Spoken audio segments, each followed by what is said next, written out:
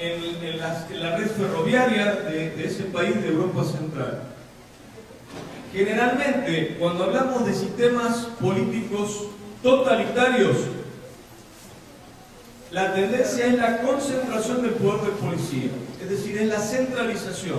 Por eso en Alemania, a pesar de que ya existía una tradición federal muy fuerte, porque fue uno de los últimos países en conformarse o en unificarse en Europa, en 1871, tardíamente, cuando llega Hitler al poder, lo primero que hace es encargarle a Hitler la concentración y centralización de la policía, que va a pasar a depender de las SS. Es más, todo policía profesional en Alemania en 1933, si quería continuar desarrollándose profesionalmente en los cuerpos de seguridad pública, tenía que ingresar a fuerza en las SS. Aquellos policías que por conciencia no quisieron afiliarse o ingresar a las SS fueron enviados a los campos de concentración o fueron enviados como carne del cañón a los diferentes frentes de batalla de Alemania. Entonces, fíjense ustedes, actualmente en 1949, es decir, hay que pensar que Alemania sufrió un proceso de ocupación militar por parte de los aliados cuando en 1945 finaliza la Segunda Confederación Mundial. Se convierte en un Estado federal. Recuerden inclusive que coexistieron dos Alemanias, la República Federal de Alemania o Alemania Occidental y la extinta República Democrática Alemana o Alemania Oriental, que era un país satélite de la Unión Soviética. Hasta que en el año 1990 se produce la reunificación alemana, un año después de la caída del muro de Berlín en 1989. Entonces, bueno, ahí tienen ustedes algunas cosas interesantes. El Código Penal y el Código de Procedimientos Penales es único para toda Alemania. Esto es importante. Hay una conferencia permanente de ministros del Interior y algo que también me parece que es fundamental, que tuvimos oportunidad nosotros de visitar. Existe una escuela de mandos que se llama la Führungsakademie, es decir, la Academia de Liderazgo Policial, que está en Mustadt, en Westfalia, en el estado de Westfalia, Mustadt-Hiltrud.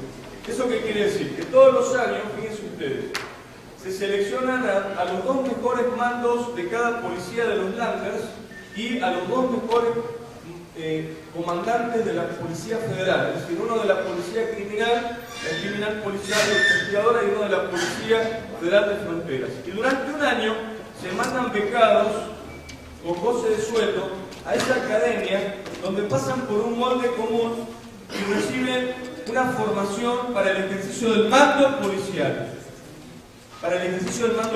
Entonces, durante un año, en un régimen de internado, que además tiene la segunda biblioteca más importante de seguridad pública y temas policial en Europa, después de la de Londres, de la de Portland, estos policías conviven, se generan principios de identidad y espíritu de cuerpo, que dijimos que también es un factor cualitativo no material. Y entonces después, cuando generalmente esos policías son los que llegan a ser los jefes de policía o los directores de policía de sus respectivos lanzas y de las policías federales, ya se conocieron, ya convivieron en la academia. Esto es muy importante.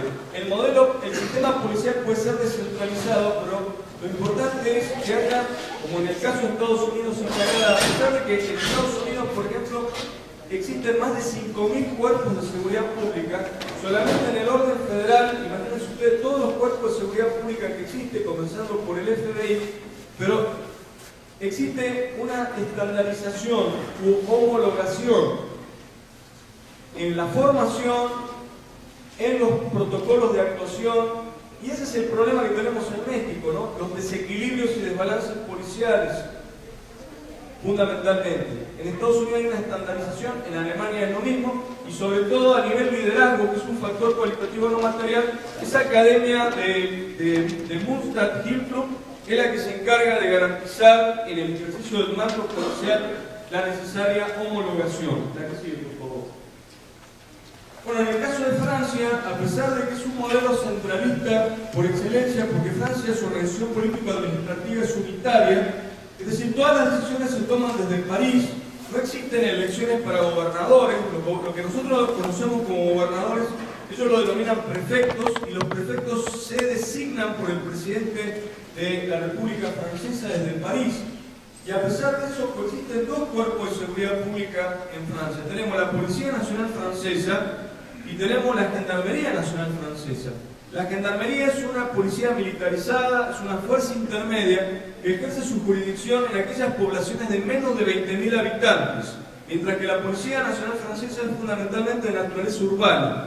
Entonces, la Gendarmería Nacional Francesa forma parte del paisaje bucólico francés, es decir, fundamentalmente la encontramos en el medio rural. Y además ya dijimos que la Gendarmería Nacional también son considerados reservistas de las Fuerzas Armadas, y de hecho a lo largo de la historia de ese país fueron empeñadas en combate en los diferentes conflictos armados que jalonaron la historia de Galia. Entonces, pero fíjense ustedes, la Policía Nacional Francesa también la ubicamos a fines del siglo XVIII y se desprende de la Declaración de los Derechos del Hombre y del Ciudadano. En el artículo 12 se establece: la garantía de los derechos del hombre y del ciudadano necesita de una fuerza pública. La policía es eterna. Esta fuerza se instituye para el beneficio de todos y no para utilidad de aquellos que la tienen a su cargo. Es decir, que también ya desde el fin del siglo XVIII está claro que hay que separar lo que es la dimensión política, fundamentalmente político-partidista, del bien común, del bienestar general de la población, al servicio de la sociedad en su conjunto. Para eso se instituye la fuerza pública. La policía francesa probablemente sea una de las mejores policías del mundo. Es una policía profesional. Hay un severo proceso de reclutamiento y selección, existe el sacrosanto escalafón para los ascensos o promociones, las reglas de juego son muy claras y también existe un severo régimen disciplinario. Bueno, en el caso de España, ¿no? En el caso de España tal vez también hay que tener en cuenta los antecedentes históricos. Piensen ustedes que cuando termina la Guerra Civil Española, en 1939, Francisco Franco se convierte, como se podía leer en la antigua peseta, la moneda de ese país, en caudillo de España por la gracia de Dios. Es decir, un sistema político totalitario que conoció diferentes periodos, pero quiere decir que entonces el Cuerpo Nacional de Policía, o la Policía Nacional Española y la Guardia Civil Española, estuvieron al servicio de ese sistema político totalitario. De hecho, la Guardia Civil Española se convirtió en el símbolo emblemático del régimen franquista.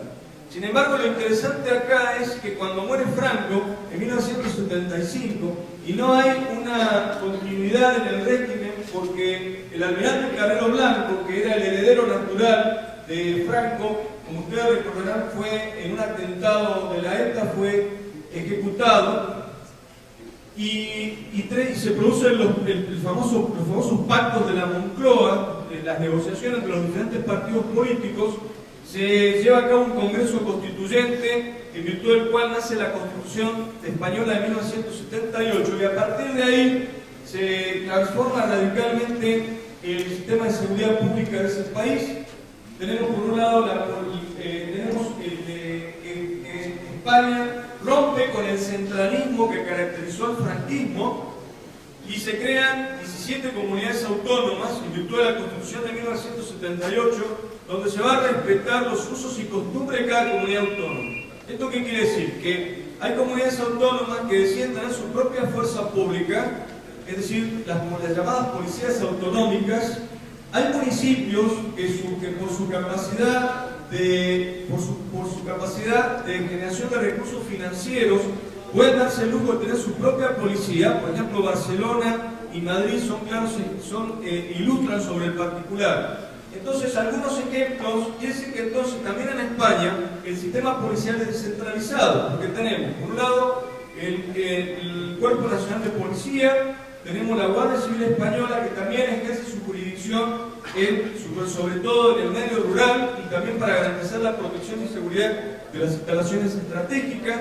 Así, por ejemplo, cuando ustedes llegan al aeropuerto de Barajas, en Madrid, van a ver que hay una importante presencia física de la Guardia Civil Española, con su típico tricornio, ¿no?, que es el símbolo de la Guardia Civil.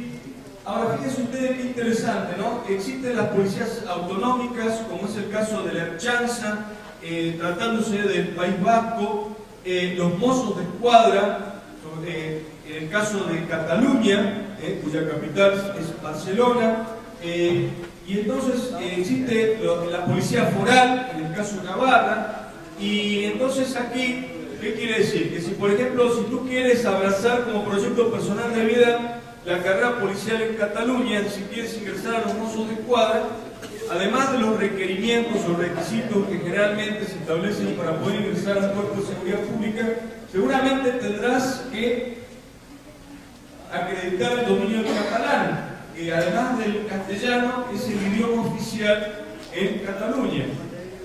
¿Te das cuenta? Por eso digo que se respetan los usos y costumbres de cada comunidad autónoma. Entonces, ahí tenemos es un sistema policial descentralizado y altamente profesional. Altamente profesional. Aquí sí, por favor. En el caso de Gran Bretaña,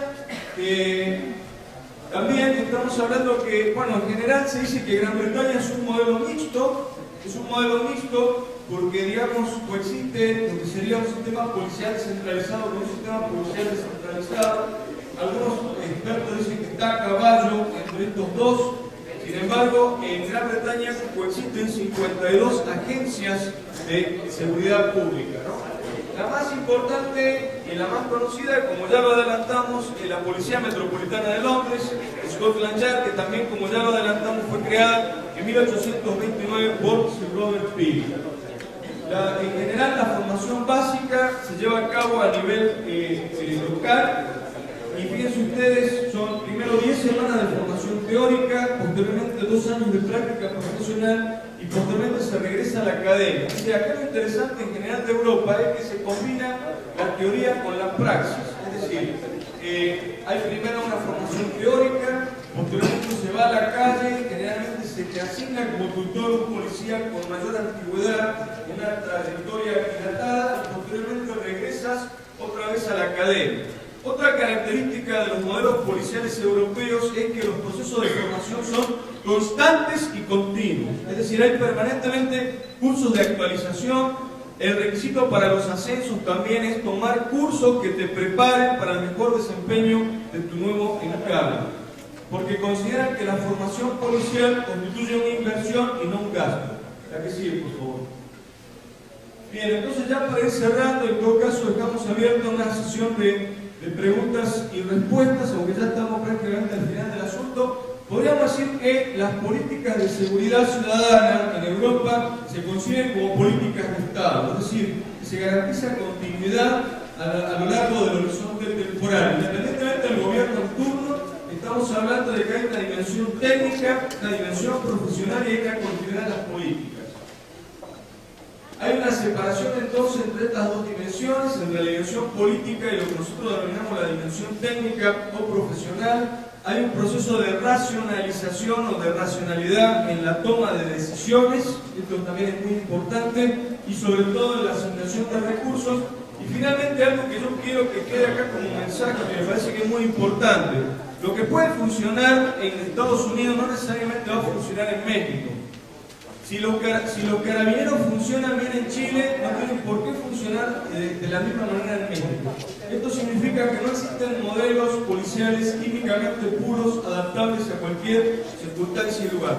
Nosotros tenemos que ser capaces de encontrar nuestro propio camino, de crear nuestros propios modelos policiales, porque yo tampoco creo que exista un solo modelo policial. Es decir, una cosa será el modelo de llamada policía de proximidad, policía comunitaria, que sería probablemente el recomendable tratándose de policías municipales preventivas. Otra cosa sería el modelo de una policía preventiva estatal, que ya implica un mayor uso de la fuerza, sobre todo para garantizar la tranquilidad del orden público y la paz social. Y finalmente, como última ratio y para evitar tener que recurrir a las Fuerzas Armadas o comprometer directamente a las Fuerzas Armadas en misiones y funciones que no son de su propia naturaleza. Recuerden el modelo inicial: naturaleza, marco normativo y capacidades. Para eso está la Policía Federal, para evitar, en todo caso, si hay una situación